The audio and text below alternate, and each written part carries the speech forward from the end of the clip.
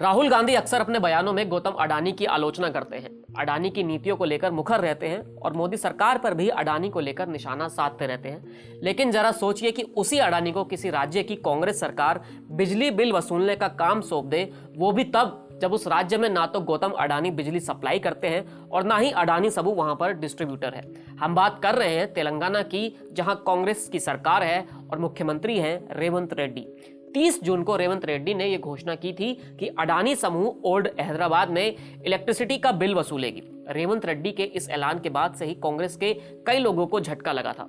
हैरान करने वाली बात यह है कि 75% वसूली की राशि सरकार की होगी और 25% अडानी की।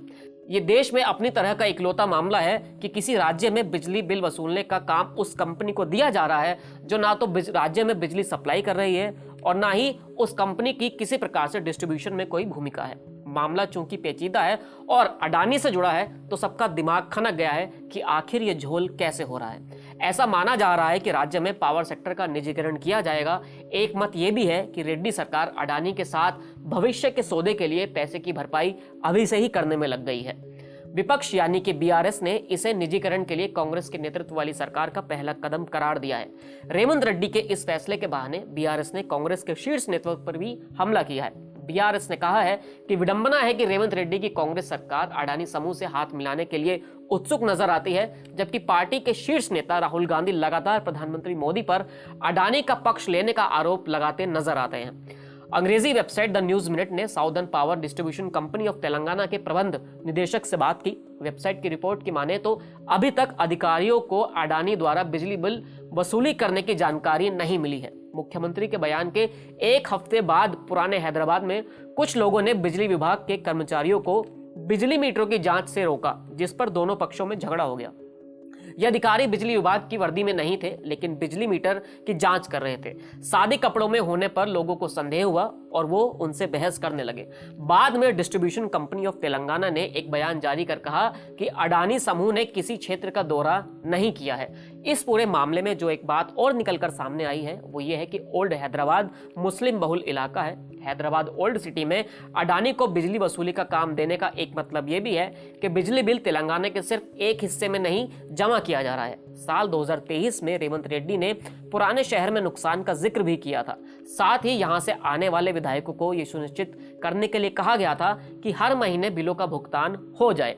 तेलंगाना के इतिहास को देखें तो बीआरएस, जिसने तेलंगाना के गठन के बाद से 10 साल तक सत्ता में रही, वो अडानी की कट्टर आलोचक रही है। लेकिन तेलंगाना में सरकार बनाने के एक महीने बाद रेड्डी सरकार ने दावोस में विश्व आर्थिक मंच में अडानी समूह के साथ 4 MOU साइन भी किए थे, जिसमें green energy, Adani Connex data, Ambuja cements और अडानी एरोस्पेस एवं डिफेंस के तहत तेलंगाना में गौतम अडानी 12,400 करोड़ रुपए का निवेश करेंगे।